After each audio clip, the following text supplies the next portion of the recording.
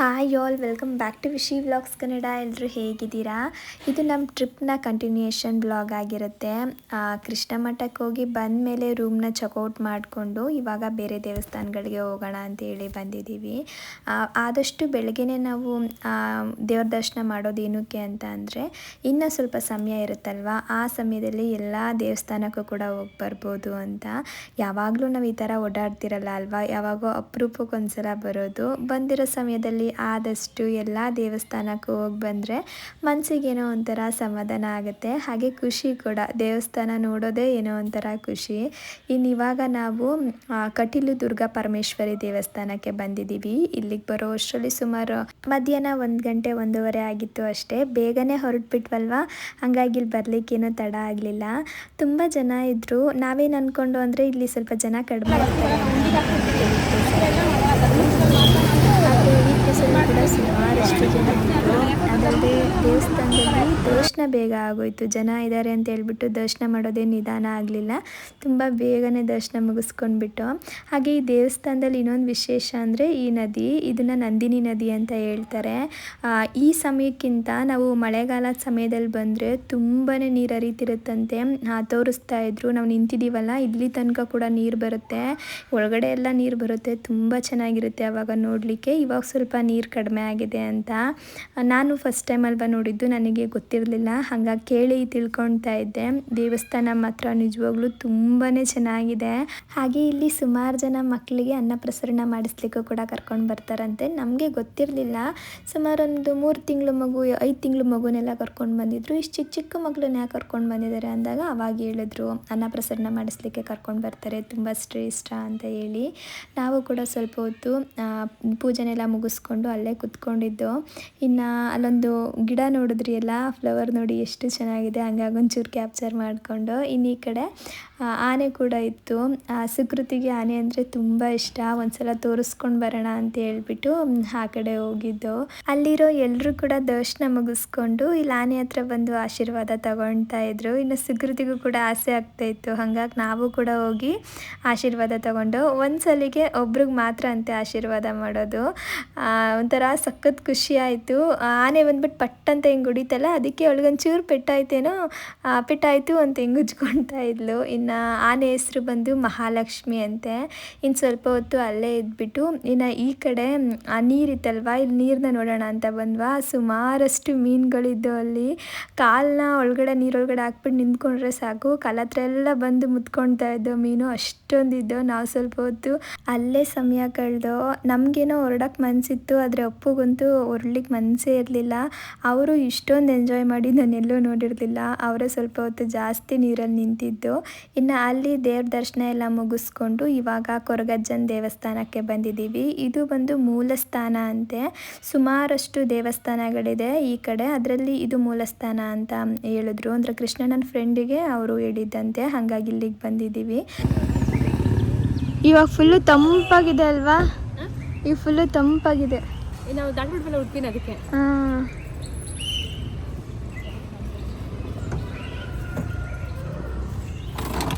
ಇಲ್ಲಿ ವಿಡಿಯೋಸ್ನೇ ಮಾಡ್ಕೊಳ್ಳೋಂಗಿಲ್ಲ ಅಂತೆ. ಆ ದೇವಸ್ಥಾನದ ಮುಂದೆನೇ ಬೋರ್ಡ್ ಹಾಕ್ಬಿಟ್ಟಿದ್ರು, ಆ ಫೋಟೋಸು ವಿಡಿಯೋಸು ಏನು ಮಾಡ್ಕೊಳ್ಳೋಂಗಿಲ್ಲ ಅಂತ ಹೇಳಿ. ನಮಗೆ ಗೊತ್ತಿರಲಿಲ್ಲ. ಫೋನ್ನ ಆನ್ ಮಾಡಿದ ತಕ್ಷಣ ಬಂದು ಹೇಳಿದ್ರು, ಮಾಡೋಂಗಿಲ್ಲ ಇಲ್ಲಿ ಬೋರ್ಡ್ ಹಾಕಿದ್ದೀವಲ್ವಾ ಅಂತೇಳಿ. ಇಷ್ಟೊಂದು ಸ್ಟ್ರಿಕ್ಟಾಗಿ ಮಾಡೋಂಗಿಲ್ಲ ಅಂತೇಳಿ ನಾವೆಲ್ಲೂ ನೋಡಲಿಲ್ಲ, ಇಲ್ಲೇ ಹೇಳಿದ್ದು. ದೇವಸ್ಥಾನ ಒಂಥರ ಚೆನ್ನಾಗಿತ್ತು, ಒಂಥರ ಪ್ರಶಾಂತವಾದ ವಾತಾವರಣ ಗೊತ್ತಾ. ನಾವು ಹೋಗಿ ಪೂಜೆ ಮಾಡಿಕೊಂಡು ಸ್ವಲ್ಪ ಹೊತ್ತು ಅಲ್ಲೇ ಕೂತಿದ್ದು. ಅದಾದಮೇಲೆ ಬೀಚ್ ಹತ್ರ ಬಂದಿದ್ದೀವಿ. ನಿನ್ನೆ ಮಲ್ಪೆ ಬೀಚ್ಗೆ ಹೋಗಿದ್ದು ಅಲ್ವಾ, ಹಾಗಾಗಿ ಇವತ್ತು ತಣ್ಣೀರು ಬಾವಿ ಬೀಚಿಗೆ ಬಂದಿದ್ದೀವಿ. ನಿನ್ನೆ ಹೆಂಗಂದರೆ ಅಲ್ಲೆಲ್ಲ ಫುಲ್ಲು ಮೀನೂಟ, ಜನ ಜಾಸ್ತಿ ಇದ್ದರು. ಇಲ್ಲಿ ಜನ ಅಷ್ಟೊಂದಿರಲ್ಲ, ಕಮ್ಮಿ ಜನ ಇರ್ತಾರೆ. ಹಾಗೆ ಇಲ್ಲೆಲ್ಲ ಫುಲ್ ವೆಜ್ಜು. ನಾವು ನಾನ್ ವೆಜ್ ನೋಡಲೇ ಇಲ್ಲ ಇಲ್ಲಿ ಯಾರೂ ಅಷ್ಟೊಂದು ಬರಲ್ವಂತೆ, ಎಲ್ಲ ವೆಜಿಟೇರಿಯನ್ಸ್ ಅಂತೆ ಬರೋದು ಹಂಗಂತ ಹೇಳಿದ್ರು. ನಮಗೂ ಸರಿಯಾಗಿ ಗೊತ್ತಿಲ್ಲ. ಇನ್ನು ಅಪ್ಪು ಇಲ್ಲಿ ಬಂದ ತಕ್ಷಣ ಎಲ್ಲರೂ ಗಾಳಿಪಟ ಬಿಡ್ತಿದ್ರ. ಗಾಳಿಪಟ ಬಿಡ್ತಿರೋದು ನೋಡಿದ ಕೂಡಲೇ ಅವರು ಕೂಡ ಒಂದು ತೊಗೊಂಡು ಅವರು ಬಿಡ್ತಾ ಇದ್ದಾರೆ. ಅವ್ರಿಗೆ ತುಂಬಾ ಇಷ್ಟ. ಅದರಲ್ಲೂ ಈ ಥರ ಬೀಚ್ ಹತ್ರ ಎಲ್ಲ ಗಾಳಿಪಟ ಹಾರಿಸೋದು ಎಷ್ಟು ಚೆನ್ನಾಗಿರುತ್ತೆ ಅಲ್ವಾ. ನಾವು ಕೂಡ ಸ್ವಲ್ಪ ಹೊತ್ತು ಗಾಳಿಪಟ ಹಾರಿಸ್ಕೊಂಡು ಅಲ್ಲೇ ಕುತ್ಕೊಂಡಿದ್ದು. ವ್ಯೂ ಮಾತ್ರ ನಿಜವಾಗ್ಲೂ ನಾವು ಸನ್ಸೆಟ್ ಆಗ್ತಿರೋ ಸಮಯದಲ್ಲಿ ಬೀಚ್ ಹತ್ರ ಬರಬೇಕು, ಸಖತ್ತಾಗಿರುತ್ತೆ. ನೆನ್ನೆನೂ ಕೂಡ ನನಗೆ ಅದೇ ಎಕ್ಸ್ಪೀರಿಯೆನ್ಸ್ ಆಯಿತು. ಇವತ್ತು ಕೂಡ ಅಷ್ಟೇ. ಇಲ್ಲಂತೂ ಜನ ಕಮ್ಮಿ ಇದ್ರಲ್ವ, ಹಾಗಾಗಿ ಏನಂದರೆ ಏನು ಸೌಂಡ್ ಇರಲಿಲ್ಲ, ಪ್ರಶಾಂತವಾಗಿತ್ತು ವಾತಾವರಣ. ಸುಮಾರು ಜನ ಅಂದರೆ ಅಲ್ಲಿರೋರೇ ಇಲ್ಲಿಗೆ ಜಾಸ್ತಿ ಬರೋದಂತೆ. ಅವರೇ ಹೇಳ್ತಾಯಿದ್ರು, ಅಂದರೆ ಅಲ್ಲಿ ಅಂಗಡಿಯವ್ರು ಇರ್ತಾರಲ್ಲ ಅವ್ರು ಹೇಳ್ತಾಯಿದ್ರು, ಆ ಫ್ಯಾಮಿಲಿಯವರೆಲ್ಲ ಒಟ್ಟಿಗೆ ಬಂದು ಸ್ವಲ್ಪ ಹೊತ್ತು ಆಟ ಆಡಿಕೊಂಡು ಹಾಗೆ ಮ್ಯೂಸಿಕ್ ಪ್ಲೇ ಮಾಡಿಕೊಂಡು ಅದ್ರ ಜೊತೆಗೆ ರಾತ್ರಿ ಅಡುಗೆನೆಲ್ಲ ತೊಗೊಂಡು ಬಂದು ಇಲ್ಲೇ ಊಟ ಮಾಡ್ಕೊಂಡೆಲ್ಲ ಹೋಗ್ತಾರೆ ಅಂತ ಹೇಳ್ಬಿಟ್ಟು ನಮಗೂ ಖುಷಿ ಆಯಿತು. ಅಯ್ಯೋ ಮೊದಲೇ ಗೊತ್ತಿದ್ದರೆ ನಾವು ಹಿಂಗೆ ಬರ್ಬೋದಿತ್ತಲ್ವಾ ಅಂತ ಅನ್ನಿಸ್ತಿತ್ತು. ನಿಜವಾಗ್ಲೂ ಈ ಪ್ಲೇಸ್ ಮಾತ್ರ ತುಂಬಾ ಚೆನ್ನಾಗಿದೆ. ಯಾರಾದರೂ ಈ ಕಡೆ ಹೋಗ್ತಿದ್ರೆ ಇಲ್ಲಿಗೆ ಹೋಗೋದನ್ನ ಮಿಸ್ ಮಾಡಲೇಬೇಡಿ. ಅದರಲ್ಲೂ ಸಂಜೆ ಟೈಮ್ ಹೋಗೋದನ್ನ ಮಿಸ್ ಮಾಡಬೇಡಿ. ಇನ್ನು ಇಲ್ಲಿ ಒಂದು ಪುಟ್ಟು ಬೆಕ್ಕು ಕೂಡ ಇತ್ತಾ, ಅದನ್ನು ನೋಡಿ ಸುಕೃತಿ ಆಟ ಆಡಿಸ್ತಾ ಇದ್ಲು. ಗಾಳಿಪಟ ಇತ್ತಲ್ಲ, ಅದು ಫುಲ್ಲು ಕಂಪ್ಲೀಟಾಗಿ ಕಿತ್ತೋಗೋವರೆಗೂ ಕೂಡ ಇವ್ರು ಬಿಡಲಿಲ್ಲ. ಅದು ಪೂರ್ತಿ ಕಿತ್ತೋಗೋವರೆಗೂ ಆಟ ಆಡಿದ್ದಾರೆ. ಇನ್ನು ಗಾಳಿಪಟ ಇಟ್ಕೊಂಡು ಬೆಕ್ಕನ್ನ ಸುಕೃತಿ ಆಟ ಆಡಿಸ್ತಾ ಇದ್ಲು. ಇನ್ನು ನಾವಲ್ಲೇ ಸ್ವಲ್ಪ ಸ್ನ್ಯಾಕ್ಸ್ ಎಲ್ಲ ತಿನ್ಕೊಳ್ಳೋಣ ಅಂತ ಹೇಳ್ಬಿಟ್ಟು ಸ್ನ್ಯಾಕ್ಸು ಕೂಡ ತಿಂತಿದ್ದೀವಿ. ಇಲ್ಲಿ ನೀವು ವ್ಯೂ ನೋಡ್ಬೋದು ಎಷ್ಟು ಚೆನ್ನಾಗಿದೆ ಅಂತ.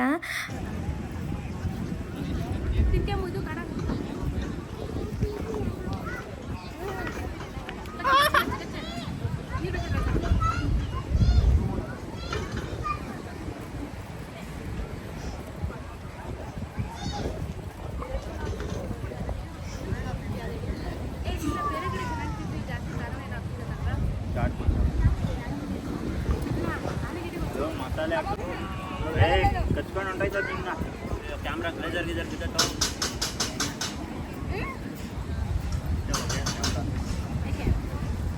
ಫುಲ್ ಹೋಗ್ಯ ನಿಜ ಹೇಳಬೇಕು ಅಂದರೆ ನನಗೆ ಇಲ್ಲಿಂದ ಹೊರಡ್ಲಿಕ್ಕೆ ಒಂದು ಚೂರು ಕೂಡ ಮನಸ್ಸಿರಲಿಲ್ಲ. ನಾವು ಈ ಸಲ ಹೋಗಿ ಟ್ರಿಪ್ಪಲ್ಲಿ ತುಂಬಾ ಇಷ್ಟವಾದ ಪ್ಲೇಸ್ ಅಂದರೆ ನನಗಿದು. ಸುಮಾರು ಹೊತ್ತು ಅಲ್ಲೇ ಸಮಯ ಕಳೆದು ಲೇಟಾಗಿ ನಾವು ಹೊರಟು, ಇನ್ನು ಅಲ್ಲಿಂದ ಹೊರಟು ನೇರವಾಗಿ ಧರ್ಮಸ್ಥಳಕ್ಕೆ ಬಂದು ರೂಮಲ್ಲಿ ಇವಾಗ ಸ್ಟೇ ಆಗಿದ್ದೀವಿ. ಬೆಳಗ್ಗೆ ನಾನು ಮತ್ತೆ ವ್ಲಾಗ್ನ ಶುರು ಮಾಡಿದೆ.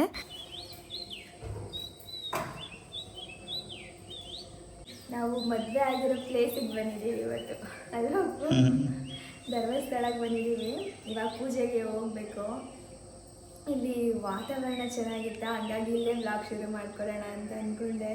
ಯಾಕಂದರೆ ಆ ಕಡೆ ತೋರ್ಸಪ್ಪು ಎಷ್ಟು ಚೆನ್ನಾಗಿದೆ ಗೊತ್ತಾ ವ್ಯೂ. ಫುಲ್ಲು ಅಡಿಕೆ ಮರ, ತೆಂಗಿನ ಮರ. ಇನ್ನು ಆ ಕಡೆ ನದಿ ಎಲ್ಲ ಐತೆ, ನೇತ್ರಾವತಿ ನದಿ ಪಕ್ಕದಲ್ಲೇ ಇರೋದು ಇದು. 6 ಗಂಟೆಯಿಂದನೇ ಶುರು ಮಾಡ್ಕೊಂಡಿದ್ದಾರೆ ಅಕ್ಕಿ ಪಕ್ಷಿಗಳು ಕಿಚಪಚ ಕಿಚಪಚ ಅನ್ನೋದು. ರಾತ್ರಿ ನಾವು ಇಲ್ಲಿಗೆ ಬಂದಾಗ ಫುಲ್ ಭಯ ಆಗ್ತದೆ ಅಂತ ಹೇಳ್ತಿದ್ದೆ. ಇಲ್ಲಿ ಬಾಲ್ಕನಿಲಿ ನಿಂತ್ಕೊಂಡು ನೋಡ್ಲಿಕ್ಕಾಗಲ್ಲಪ್ಪು, ಭಯ ಆಗುತ್ತೆ ಅಂತ. ಈಗ ವ್ಯೂ ಬೆಳಗ್ಗೆ ತೋರಿಸ್ತಾರೆ, ರಾತ್ರಿ ಭಯ ಆಗ್ತಿದೆ ಅಂದೆ, ಈಗ ಹೋಗಿ ನೋಡು ಅಂತ. ನಾನು ರಾತ್ರಿನೇ ನೋಡಿದೆ ನೀಟಾಗಿ. ನಾನು ಒಂದು ಸ್ವಲ್ಪ ಡೋರ್ ಓಪನ್ ಮಾಡೋದನ್ನ, ಇಲ್ಲಿ ಫುಲ್ಲು ಕತ್ಲೆ ಇತ್ತು, ಇಲ್ಲೆಲ್ಲ ಏನೂ ಲೈಟಿಂಗ್ಸ್ ಇರಲಿಲ್ಲ. ಒಂಚೂರು ಭಯ ಆಯಿತು, ಕ್ಲೋಸ್ ಮಾಡಿಬಿಟ್ಟೆ.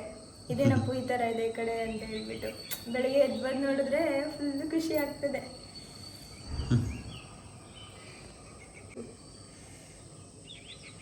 ನೋಡೋಕ್ಕೆಲ್ಲ ಕಣ್ಣು ಸಾಲದು. ಇಲ್ಲಿರೋರ್ಗೇನೋ ಅಭ್ಯಾಸ ಆಗ್ಬಿಟ್ಟಿರುತ್ತೆ ಅಲ್ವಾ ಅಪ್ಪು, ಡೈಲಿ ನೋಡ್ತಿರ್ತಾರಲ್ಲ.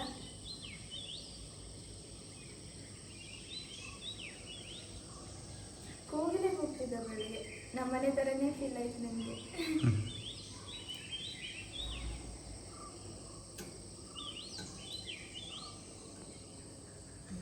ಇವತ್ತು ನೋಡಿ ಲೆಮನ್ ಎಲ್ಲೋ ಕಲರ್ ಒಂದು ಸ್ಯಾರಿ ತೊಗೊಂಡಿದ್ನಲ್ಲ, ಆ ಸ್ಯಾರಿ ವೇರ್ ಮಾಡಿದ್ದೀನಿ. ಬೇಗ ಹಾಕೊಂಡ್ಬಿಡ್ಬೋದು ಈ ಸ್ಯಾರಿ, ಲೈಟ್ ವೇಟ್ ಇದೆ. ನಮ್ಮ ಮದುವೆ ಟೈಮಲ್ಲಿ ಈ ಥರ ಧರ್ಮಸ್ಥಳಕ್ಕೆ ಬಂದು ಬೆಳಗ್ಗೆ ಬೇಗ ಎದ್ದು ರೆಡಿಯಾಗಿ ಅಲ್ವಾಪು ಎಷ್ಟು ವರ್ಷ ಆಯಿತು ಗೊತ್ತಾ ನಾವು ಧರ್ಮಸ್ಥಳಕ್ಕೆ ಬಂದೇ ಇಲ್ಲ. ಆಲೇ ಸುಮಾರು 7 ವರ್ಷ ಆಯಿತು. ನಾವು ಮದುವೆ ಆದಾಗ ಬಂದಿದ್ದಷ್ಟೇ. ಅದಾದಮೇಲೆ ಇವ್ರು ಬಂದಿದ್ದರು, ನಾನು ಬಂದೇ ಇರಲಿಲ್ಲ. ಇವಾಗ ಇವರು ಬರೋದ್ರಿಂದ ನಾವು ಬರೋ ಥರ ಆಯಿತು. ನಾವು ಪ್ಲ್ಯಾನೇ ಮಾಡಿರಲಿಲ್ಲ ಧರ್ಮಸ್ಥಳಕ್ಕೆ ಹೋಗ್ಬೇಕು ಅಂತ. ಕೃಷ್ಣನವರು ಮುಡಿ ಕೊಡ್ಬೇಕಂತ ಅರ್ಕೆ ಮಾಡ್ಕೊಂಡಿದ್ರಂತೆ. ಅವ್ರು ಬರೋದ್ರಿಂದ ನಾವು ಉಡುಪಿಗೆ ಹೋಗಿ ಇಲ್ಲಿಗೆ ಬರೋದಾಯಿತು. ಏನೋ ಒಂಥರ ಖುಷಿ ಇವತ್ತು ಅಲ್ವಾ?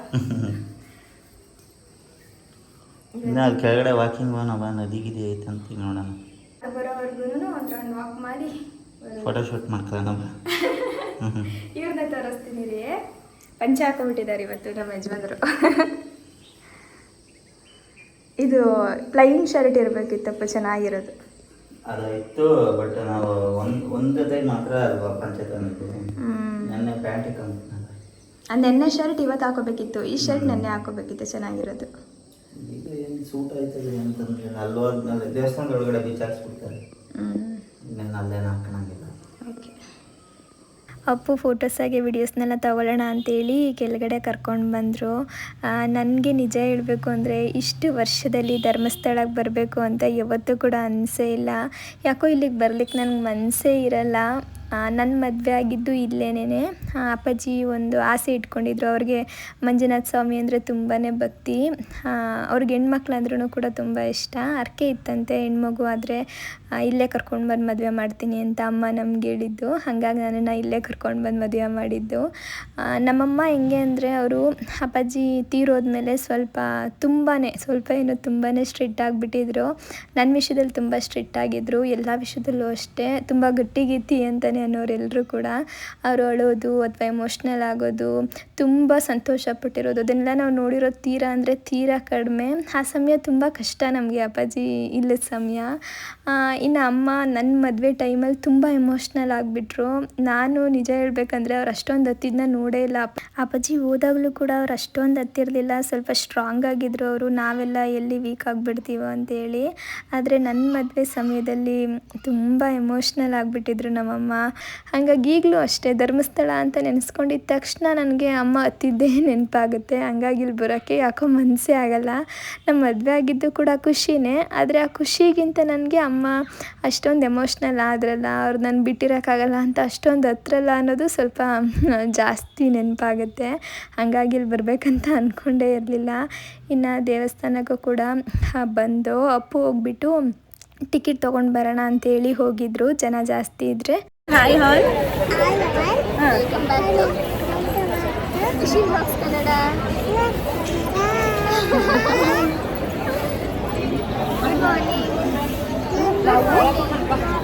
ಧರ್ಮಸ್ಥಳಕ್ಕೆ ಬಂದಿದ್ದೀವಿ.